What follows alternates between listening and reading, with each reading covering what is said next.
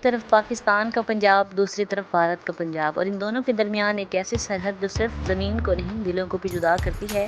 ایک نوجوان شاعر تھا جس کا نام نما ہے، جس کی زندگی میں ایک دن نسیمہ آئی۔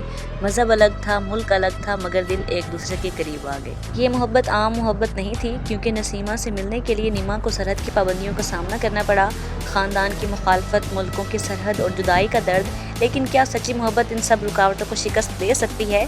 جب محبت کی ایک طرف پاکستان ہو اور دوسری طرف ہندوستان، تو عاشق اپنے عشق کے لیے کہاں تک جا سکتا ہے؟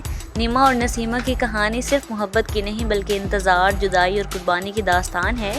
عشق نامہ ایک ایسی محبت کی کہانی جس کے درمیان سرحد تو تھی مگر دلوں کے درمیان کوئی سرحد نہیں تھی۔ ویورز، یہ تھی عشق نامہ کی کہانی۔ فردر ڈیٹیلز کے لیے میرے چینل کو سبسکرائب کریں، ویڈیو پسند آئی تو اس کو لائک کریں، شیئر کریں اور کامنٹس کریں۔ اللہ حافظ۔